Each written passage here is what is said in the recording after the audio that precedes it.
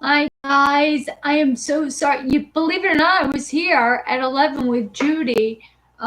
She's got secondary progressive MS, and I was interviewing her using a Zoom meeting, and there was a copyright infringement. Both of us on a split screen it's not, there's a copyright. You're not allowed to use Zoom to do a live video. So what I wanted to say is that I said I can call her back and I can do a video like we did before.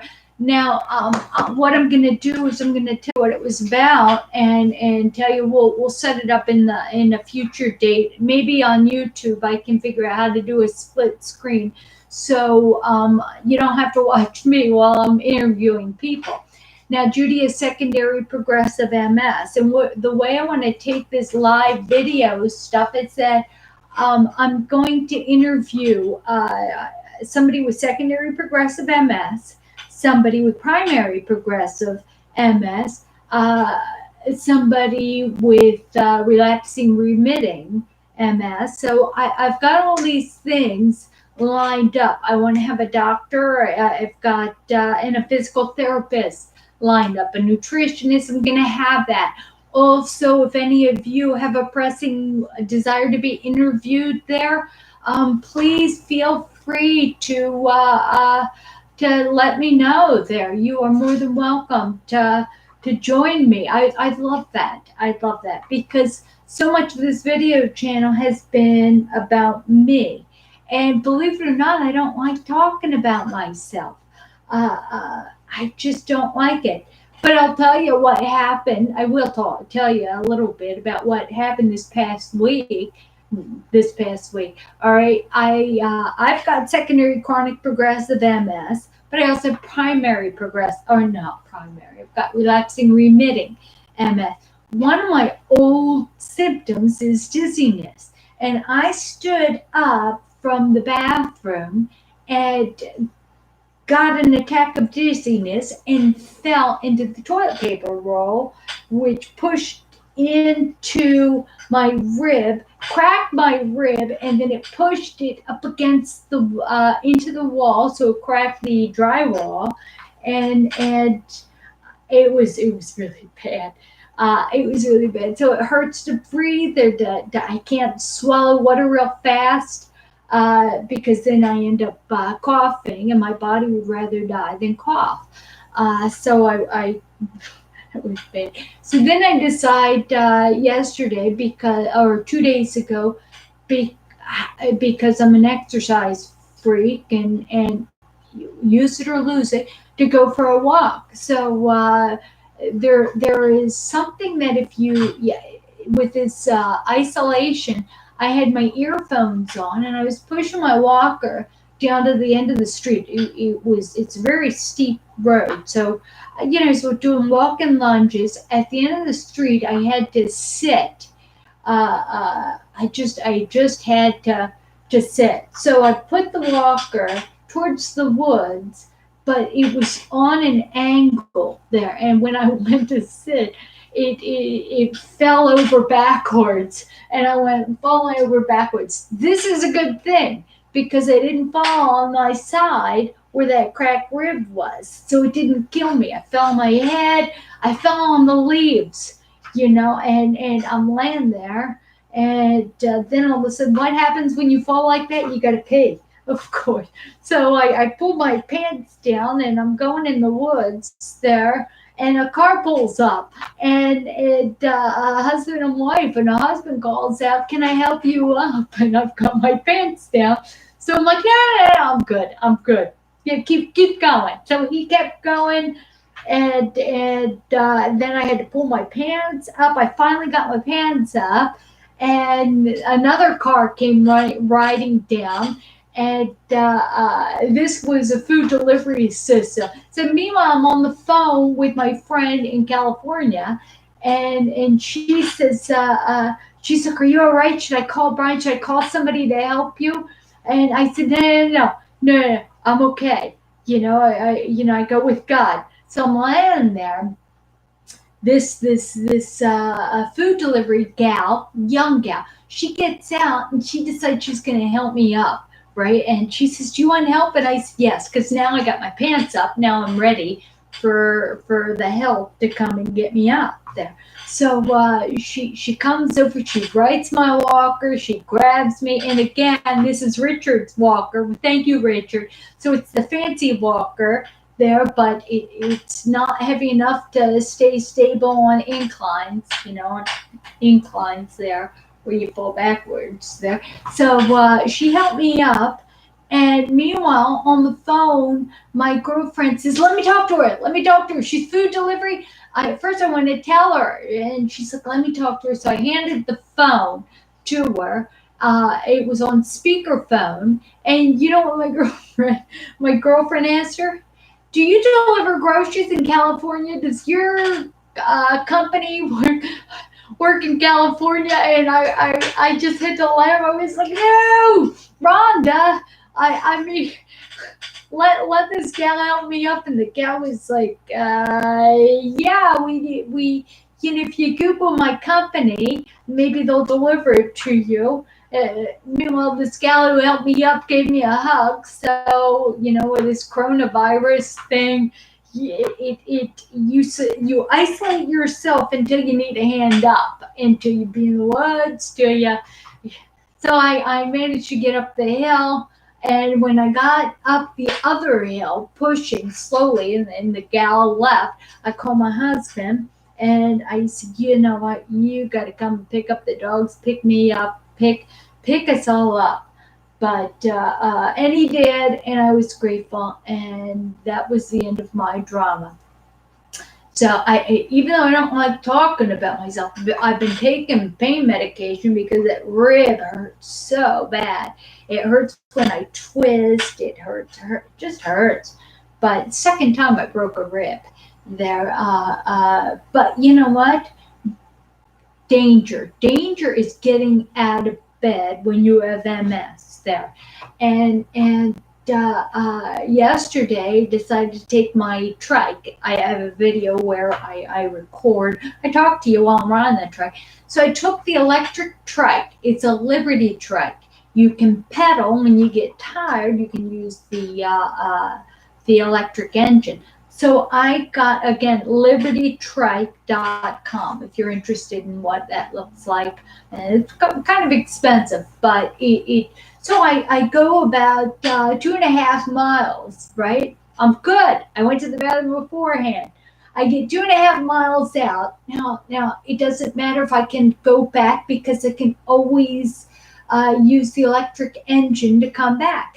Well, from the gym, a guy, he's about 30 years old, he goes by riding through, and this guy is like Enigma. He is electric. He's fun. He looks like almost like a shiny star. You can't help but to keep your eyes on him. And he stops his fancy sports car and he jumps out and he runs back and he hugs me. All right. So now and I said to him, I love the hug. And I said, if you've got the coronavirus, I have the coronavirus. And if I have the coronavirus, you have the coronavirus. There's only 40 people in my county that have it. So there's the likelihood, even though I'm high risk because I've had the rituximab, the likelihood isn't there. And I love the humanity of the hug. But so for an hour and a half, we talk religion, we talk logic, we talk Socrates, we talk Aristotle, we talk Plato, we talk how things make sense and they fit. It was so much fun. Finally, after an hour, he jumps in the car and he goes, right? And I'm trying to get my book on tape going to my earphones, right? Because I'm not going to call Rhonda. She'd want to talk to him, and I don't know. I'm not going to call my friend in California there. So what I decided to do is, all of a sudden, I had to go potty, and I'm 2.5 hours back. So I got going as fast as I could, and I got home, and I just made it. Just made it. So I want to tell you another thing. I'm looking out the window, my window here, and my two neighbors are going for a walk. I used to go for walks with them there, and the one neighbor uh, decided to be friends with the other neighbor, and they stopped asking me to go for walks when I had. It was getting hard to go for these walks there. So then that one neighbor started asking. Now, granted, when I moved into this place, I had a party for all the neighbors to come here, and I'm such a social person, and I want to let you know that it I couldn't help but being hurt that nobody would ask me to go for walks because I couldn't keep up and all. Now I've got this bike, and I can electric go beside them while they're walking and walk the dogs and stuff, but they still don't ask me. And as a social person, as a loving person, it kind of hurts. It hurts to see the neighbors walking by, the girls walking by with each other, and they don't ask me. I know a lot of you got to feel the same way. It's. I remember when my mom got married a second time. We went to Vegas there, and walking. The whole family was walking up, and they walked so fast, and they started disappearing, and I couldn't keep up. I couldn't keep. So me and my husband, we fell back, and they got going, and I said, "Why are they walking so fast?" They weren't even considering me. But I got to tell you something. He turned and he looked at me, and he says it's not that they're considering you. They're not thinking. They're walking and talking. But instead of focusing on the family that was disappearing, mom, brother, sister, everybody, looking at them and watching them disappear, and looking at my sweet husband who was walking with me there, and we went into a casino, and we did. I got another funny thing. We went into I think it was Venice, the casino, and they had those seats, those carnival things that you sit down and you hold on to, and it vibrates, and it says, "Do this challenge. Hold on to these two little electrodes and see if you can do the vibration until it goes to 10,000 kilowatts or whatever, and then the siren rings and everything." Most people can let go. Most people can let go, right? If you're in a mess, don't do it. Don't do it, right? So here I am. What happens when we have a MS there? I held on to little metal electrodes, and they start vibrating. And normally you let go when you can't stand it. Well, if you have MS, what happens? You cling on. The more it vibrates, the more it's like a magnet. You stick to it, and I stuck to it. So all of a sudden it went, and it was painful, and the alarms are going, the sirens and lasers, and people are coming over because who is this woman that can actually withstand the 10,000 watts? I mean, I want a teddy bear there, and it stopped, and I'm traumatized because it hurt so bad, but I couldn't let go because, with MS, what do our nerves do? Our nerves clamp. It's like spasticity on the electrodes. It was terrible. But I wanted teddy bear, and I had to laugh. I had to laugh because it was bad. It was bad. So if you ever go to a carnival with somebody and you're walking with your walker, and you see one of those things that'll vibrate, can you last the vibration? Stay away. Stay away. Because our wiring is not meant to do that. or if you want a teddy bear, you can you'll be clamping down, you'll sustain it. But Nadine, Sherry, I love that you're with me this morning. I see that there's a number of you here. Um, does anybody have any questions or any desire uh, to I can call Judy about the secondary progressive MS there. I'm so sorry that I was late on starting this, but it was the copyright infringement. They were not, YouTube was not having it. Uh, uh, so anyway, so that is my story there. Um, I've got the baby chicks and they're growing up and they're fun because they're little silkies. I don't know whether you know what silkies are, but silkies they're the bantam chickens, the small chickens. They look like little Persian cats. They're not feathers. They look like fur, and they're sweet little chickens. Instead of the big chickens, I wanted to go back 20 years ago. I had these small chickens. I saw on PBS, public broadcasting station there. I saw this wonderful video, which you can find on YouTube, about a farmer, and he had these silky chickens. And what they did is they personified these chickens.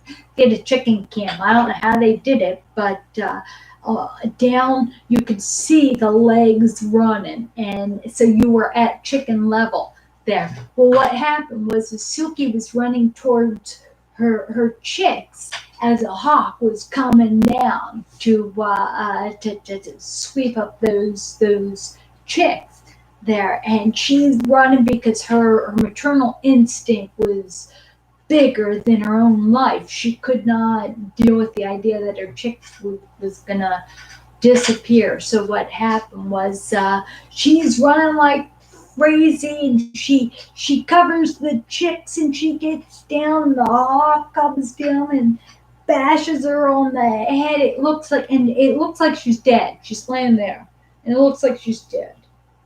And then the farmer looks out the window and he just shakes his head. It's heartbreaking.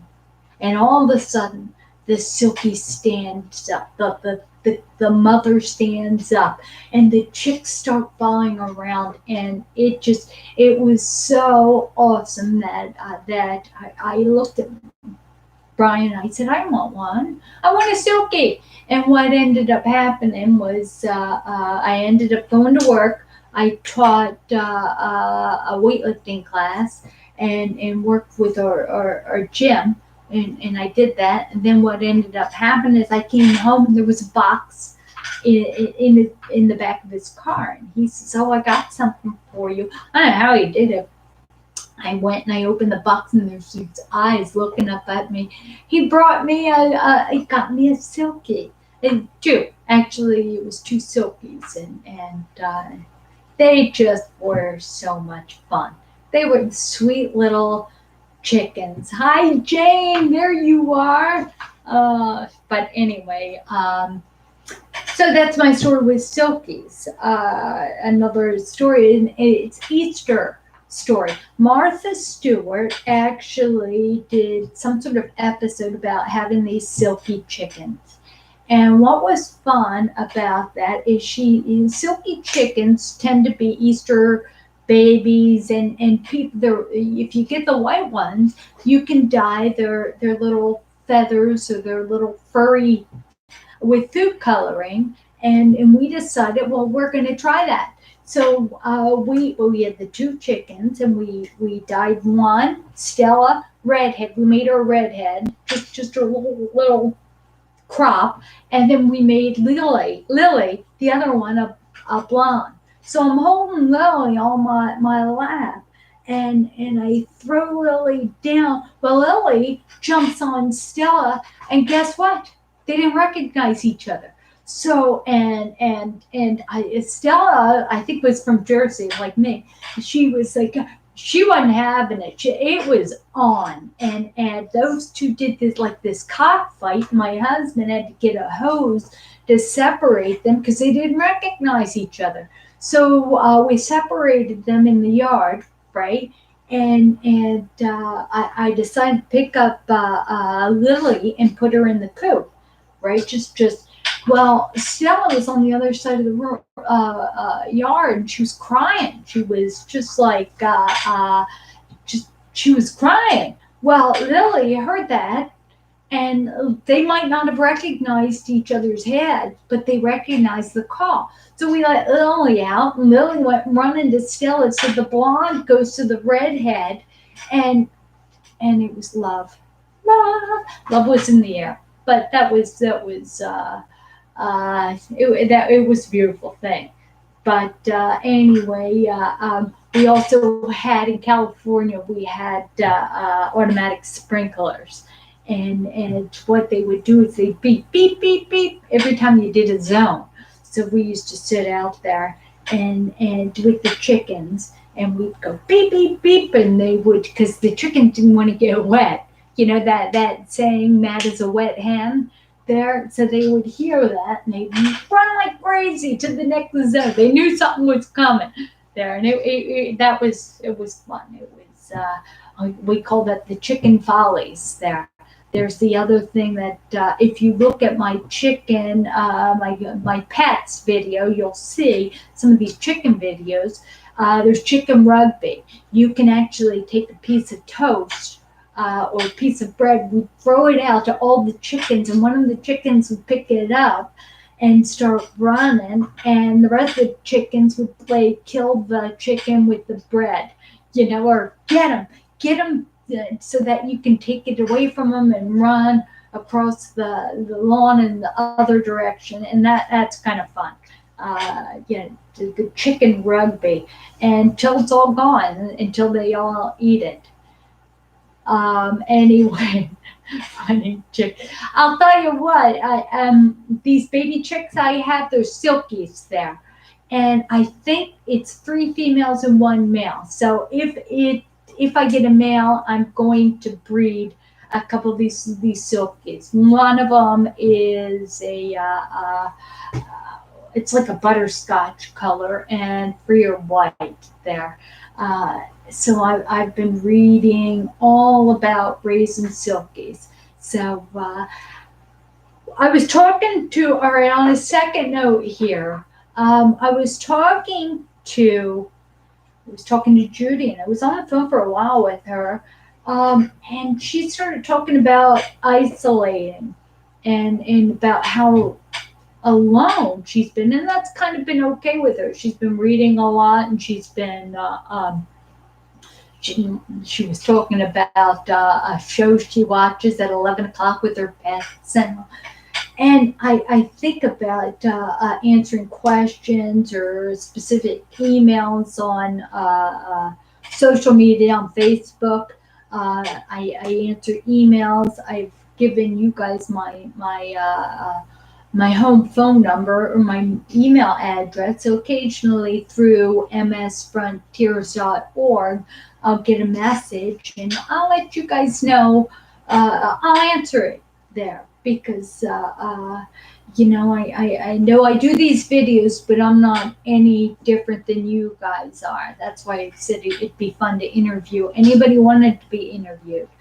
But, let me know some of the things you want to talk about or want me to talk about.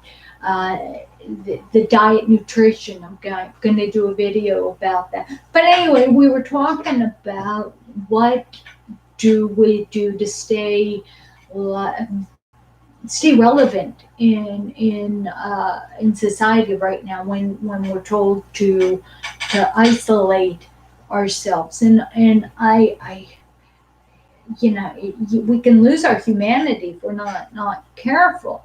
And if you're a Christian, you tend to know you're going to go, and any day is a good day to meet Jesus, right? So you're not so worried about death. However, you don't want to hasten it. You don't want to go to the hospital and start hugging people. You want to wear your face mask or your gloves. So let's take precautions, but let's also find fun things to do. I think pets are great. Uh, Pets are great.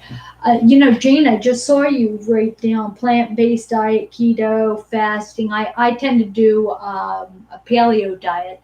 I feel best when I eat vegetables and protein, but fasting.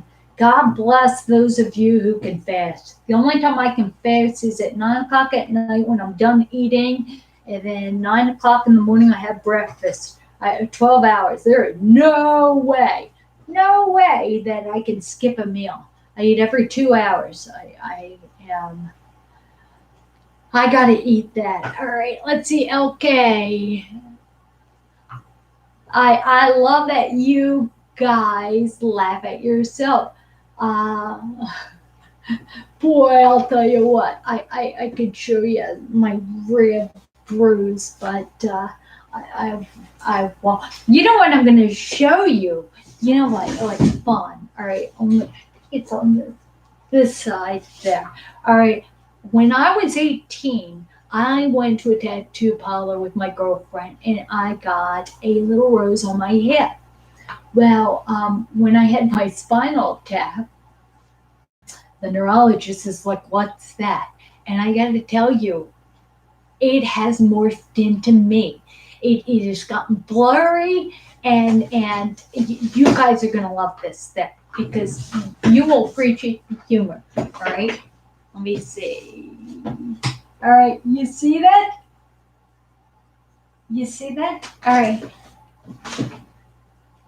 Isn't that true? It's like dragging your leg, and you got your arms out, and you're dragging your leg. See? Arms are out. Let me go in a little closer there. Arms are out. She's dragging her leg. See the leg? I love that. And somebody once said, "Why don't you get that fixed?" And I said, "But maybe longer hair, or I don't know. I don't know."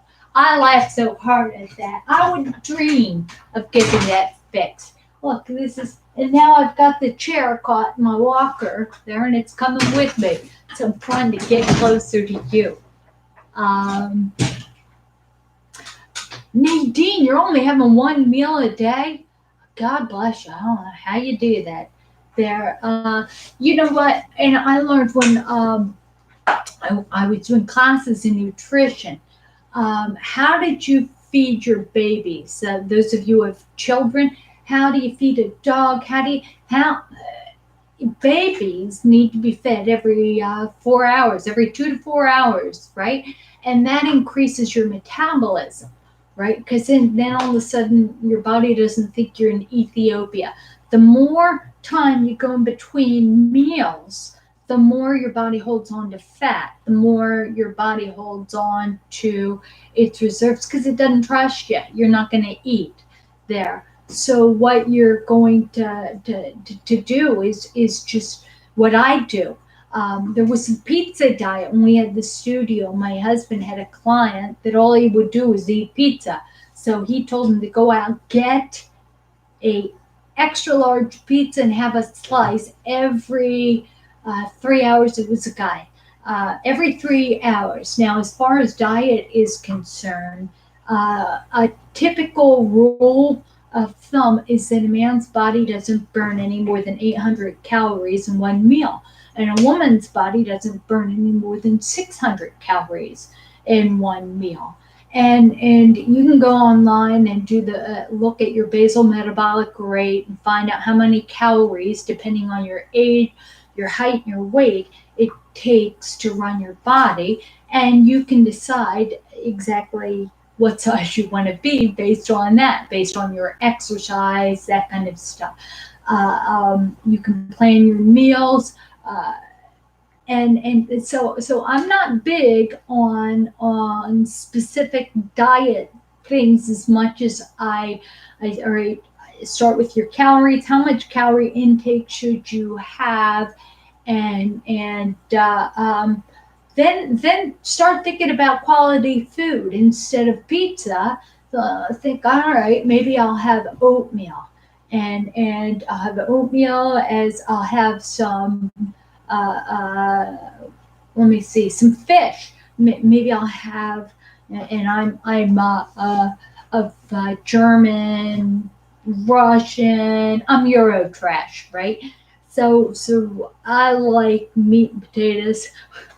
I like that. So fish is kind of hard for me there. And I try fish sticks I can eat, tuna I can eat. But anyway, that's a little bit about diet nutrition.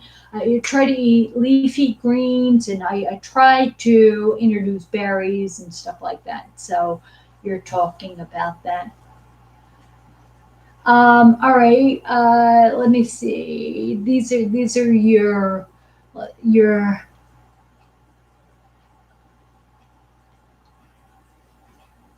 You know what? All right, Nadine, the SPMS, you're scared. You can't be scared because of the unknown, right? If you fear tomorrow and it doesn't happen, you've wasted your time today fearing about tomorrow. If tomorrow happens, right? If what you feared happens, you got to deal with it anyway, right? So why worry? Why worry about tomorrow? Just live every day. I remember I had this neurologist who uh, he first diagnosed me. Um, oh my gosh, I fell in love with him.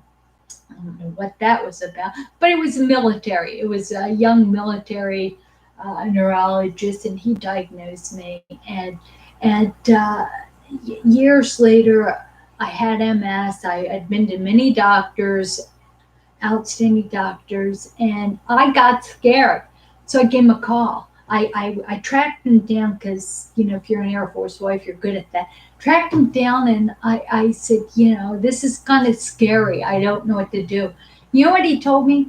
Live every day as if it were your last. So, and I didn't quite understand how to do that. Uh, uh, a good 20 years after that telephone call, where you're at, Nadine, where I was kind of worried. I didn't understand that, but I do now. It's I don't live every day as if it were my last. I live every moment if it were my last, right? Um, I don't know what I'm going to do when I'm done talking to you guys, but I'll tell you, I'm gonna do it the best I can. So when this video is over, when I'm done being live there, what I'll do is do what's next, right? Actually, I'm gonna eat. It's time to eat again. So I'll eat and uh, play with the chickens. I'll probably walk the dogs. I don't know. I think it's supposed to rain today. I need to do a couple push-ups and some tricep. I have to do that because I don't want to do that there. And anyway,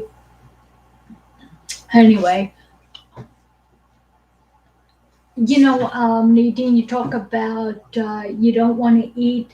Nothing will make you eat or want to eat more than your body trusting that you're going to eat. It uses all the reserves. It's like, okay, Nadine is not going to skip a meal, so let's burn everything she eats. Once you get in the habit of eating every couple hours and stuff, what happens is that now you can have a cheesecake, you can have like 1,000-calorie meal, you can have French fries and milkshake, although that'll get you sick because you're not used to eating like that.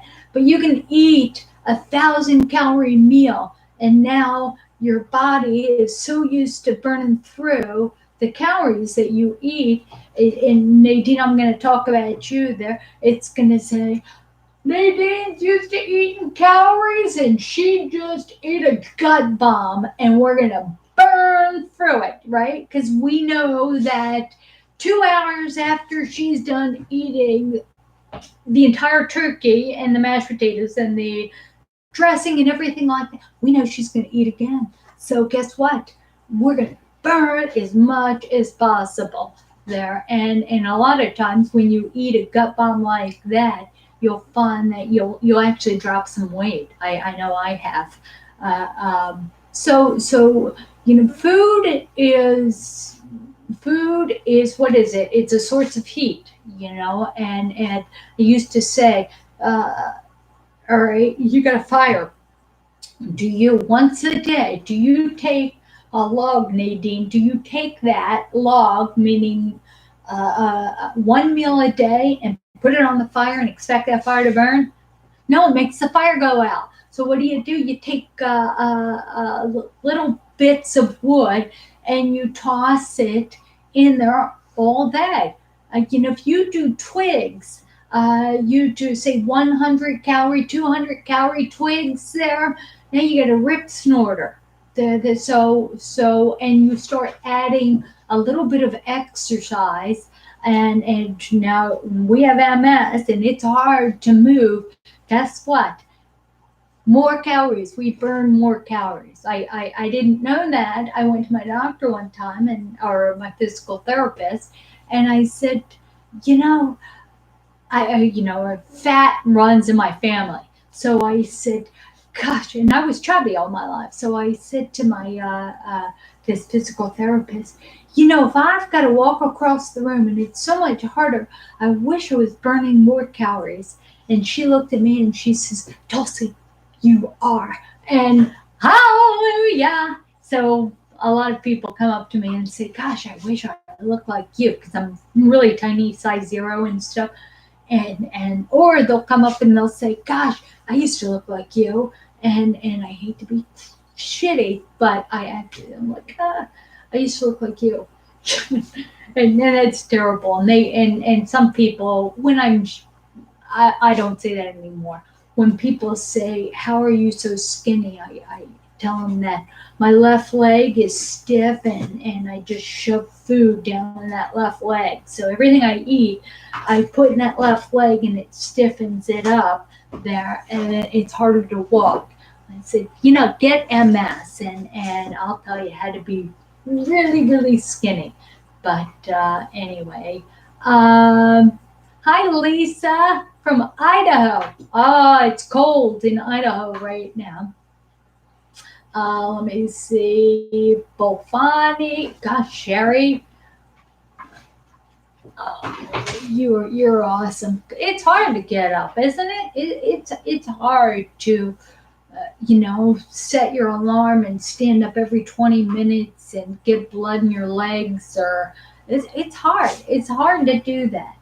But if you have relapsing remitting, it is so important that you turn on your YouTube, whatever, turn on your smart TV and do a video, do an exercise video. And people with secondary progressive, we need to stretch. I have somebody who emailed me, and he's in a situation where he's got a UTI there, and he wants to know, how do you deal with spasticity? Well, remember, baclofen helps defrost us, but if we lean, we've got to stretch, right? What happens? You stand up, and all of a sudden, I'm like Barbie girl. I'm like straight and stuff. Well, men and women, we all get to be like that. Well, what happens when you stretch? Hold on to your walker before you try walking while you're spasming, which happens with me. I do that occasionally just because I have to be convinced. I'm a slow learner. I have to be convinced that it's impossible to walk while in a complete throw of spasms, right? You get so stiff. Your arms jerk out. My legs jerk out. I have to go to the bathroom. And I think I'm going to walk like Frankenstein to the bathroom there. And then I fall over. I fall over and I pee. Because that's what always happens. and now that I've got a rib, I can't do that. Don't fall over. It hurts. It hurts. And drinking real fast, like I like to down water because I've discovered that if you wear a Tena panty liner there, you can leak. It'll hold the urine, right? But then I drink lots and lots of water. There, I don't know. I'm babbling. Anyway, let's see. I feel so bad that I tried to do this interview with Judy and it didn't work. Um, on Thursday, I'm going to do an interview, probably a telephone interview with Cheryl. And Cheryl is our primary progressive person on MS Frontiers, primary progressive on Facebook. She runs that group, and she's the one I told you about that she was stuck in the wheelchair, and she's now, even with primary progressive, able to stand up and transfer to the commode on her own. And she's a hero of mine. Of course, so is Judy and Debbie. I'll have them on there. And with relapsing remitting, I'm going to have this Damian Lewis. You might want to Google him. He's a fun guy. He's electric, magnetic. He's magnetic. He's one of those guys that one of these people that it's like a train wreck or a car wreck. You drive by, you don't want to look, but you can't help yourself. And he's one of these people, like the guy I met in the middle of the road yesterday when I was going for my bike ride. All right, Lisa, you said, I remember years ago with my aunt saying, if you know anyone with MS, they need this. It helps so much. She was in a wheelchair and I had no idea what baclofen was. Yeah, it's true. You have people in wheelchairs definitely, they take baclofen. And there comes a point where you can take so much baclofen, you're not supposed to take over 80 milligrams there, that they can implant a pump. Number of people I know in wheelchairs have this pump, and they love it. They love it because they can give so much of it in your spinal fluid. The only problem is that it defrosts you. Remember, it makes your muscles relax, and a lot of times we maintain that spasticity as tone. It's too much tone. And if we don't have muscle strength, we rely a little bit on that spasticity to hold us up. So we're taking out the tone. You can know this, and I've done this there, is that Botox, it treats really rigid spasticity with Botox. That's an option. I would get Botox injections, and one time I asked her to give me a lot, and she says, you might not be able to walk. I wanted to see if they removed all of the tone, whether, I can build the muscles more there. Guess it wasn't a good idea. She took out all the tone, and I couldn't walk for about 6 weeks. I just didn't have the strength. I dragged my legs around with my walker, but that's what happened there.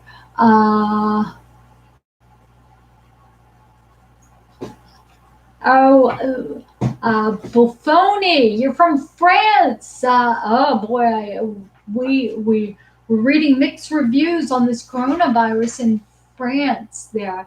God bless you, because you know what? It's you.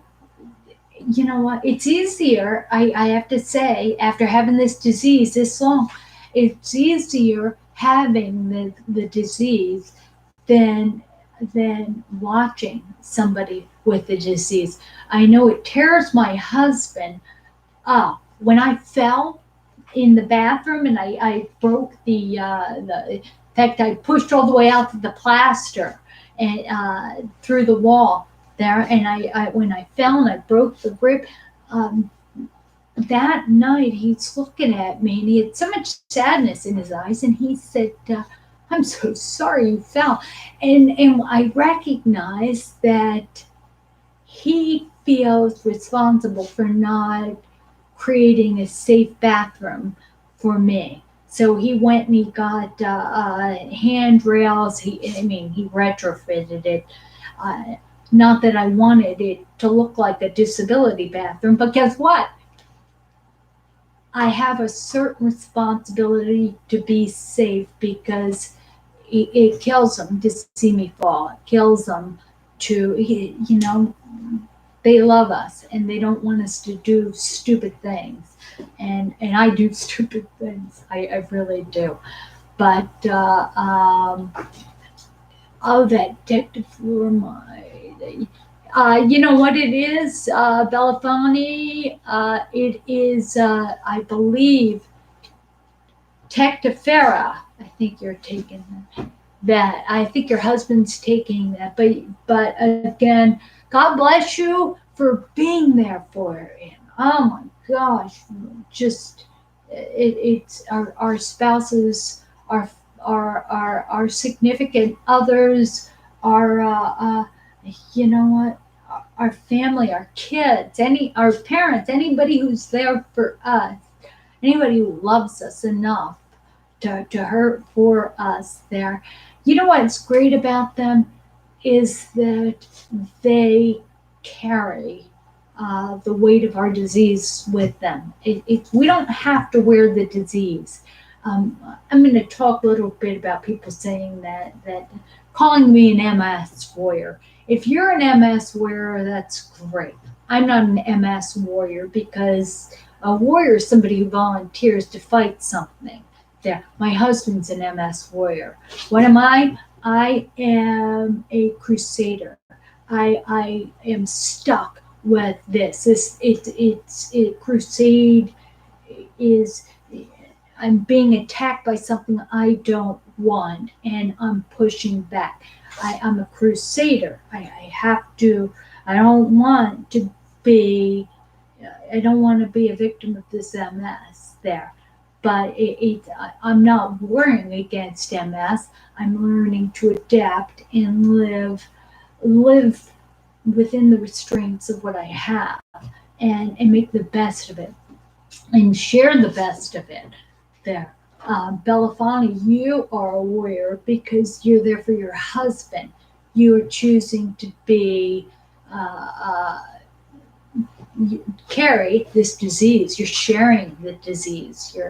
It's those of you who are with those of us with MS that are amazing, just amazing. Um, oh, you don't want it. We don't want you to have it. We don't want you to have MS. We really don't. We want you to play softball and do these things that we can't do, so we can watch and sit on the sidelines and cheer you on. I watched my husband pull on a pair of jeans and run out to make the trash as the trash truck was going by, and I sat there and I loved. Oh my gosh, it was like watching the Olympics, watching him run out there with them, and I just, and Nadine, if he had MS or if you had MS or something like that, I think that you'd rob us of the joy of watching that there is somebody that's close to us that do these amazing things. I am, and it makes us love you even more. How awesome is that? And yeah, but I will say I have that video that says that says, where is your support system? And some of us need to watch that. And remember, I think I talk about going to Johns Hopkins and getting this really intense high Tesla MRI, and it showed every brain lesion. And I came back and I'm thinking, oh, how much fun is it to sit with my husband and we'll play connect the dots. We'll discover exactly where the pain is. Why am I limping? Whatever that is. And so I asked him. I said, "You want to look at my MRI? You want to look at the results and all?" And he said, "No, no." And he said he did not want to. He could not. And the old me I could really be hurt if I wasn't so mature in realizing it's kind of like asking going to Home Depot for bread. He was not capable of looking at the physical evidence of that I was broken. He likes to see me as a survivor, as a crusader, as a fighter, as somebody. Just he needs to see that there. Who do I have to look at that? Nobody. Yeah, he wants me to be a wife. My mom wants me to be a daughter. My brother wants me to be a sister. My friends without MS want me to be a friend. Going and insisting they understand what it's like to have MS, it would be mean. Would be, yeah, I don't want them to know what it's like to have MS. I have MS Frontiers. I've got the medical support. Debbie runs the personal support. I can do the videos. I have you. You have me. We have each other because you get it. I get it. And we need to be there for each other so we can leave these people who don't have MS alone. I can call the neurologist, and I have a lot of friends with MS. I can call them, but I have a lot more friends without MS, and they're fun. They don't look at me as a sick person, and that's nice. And I think it's because I don't talk about the disease to them. I went to trivia night a few weeks ago, and I was sitting there, and everybody's talking about. One person was talking about going through prostate cancer. Another person was talking about having their shoulder rebuilt. Well, this is the night before I was going for rituximab, right? And this has been a month ago, and some people are talking about all their aches and pains, and I kind of wanted to say, well, I'm going in for rituximab tomorrow, but and I mentioned that, and my husband heard that, and nobody listened because they're not used to me. I don't complain. I don't talk about myself. So what do I do when everybody was telling me about their aches and pains? I ask questions about their aches and pains. I know what I'm feeling, so and I don't need other people to know what I'm feeling, because people like to talk about themselves there, and it's like venting. People are like, you need to vent. I don't need to vent, because if I tell you, then I remind you how bad it sucks, and I can't live in that kind of world there. Um, let's see. Yeah, and Susan, you're right. It you know what, Susan, your family gets overwhelmed when they watch you, and I think, I know when I fall over, if my family sees me or if my friends see me struggle, they often go and try to help me, and I let them, because I've discovered part of my responsibility is allow other people to be angels, to be a blessing. There, they even if I don't need it, a lot of people want to put my walker in my car, and if they don't do it right, they can they can pinch their fingers, they can hurt themselves. Um, I'm torn between asking them to let me do it, and I have altered it to allow them to do it and say, I would love for you to do it. That is always, whenever anybody offers me a hand, I say, yes, please. Except for the one person in the forest, the husband and wife, who came by and they wanted to help me up, but I had my pants down. I was going to, that wasn't going to work. It's like, ah. But then again, dignity. I'd never see him again. I don't think it wasn't a neighbor, and so somebody passing through the neighborhood there, and another neighbor walking the dogs there. So, but Belafonte, you saw the physiotherapy. Is that when they put the electrodes on me? These are the old videos there, where you'd ride a bike and it stimulated your muscles. Or is that what you're talking about? Um, anyway, if that's what you're talking about, this it does help. Uh, um, it gets that muscle working, and it helps it helps your brain recognize how to move that muscle there. So you'll ride a bike, and they're the electronic stimulus there, but and that does help. Uh, Yes, okay, it does help there. All right, so I am going to continue this down for another 3.5 minutes, or 4 minutes, actually, I should say 4 minutes there, and then I'm going to get something to eat there. Do you have any questions? Uh, yes, Belfunny, muscle exercises, lifting weights is more important than cardiovascular for us. Stretching is the most important because that battles spasticity, and it allows each muscle to know that it's there. So stretch, think about those muscles, lift weights there. Uh, um, so you want to do that there. Uh, Even if it's for 5 minutes. Remember, raindrops make oceans. So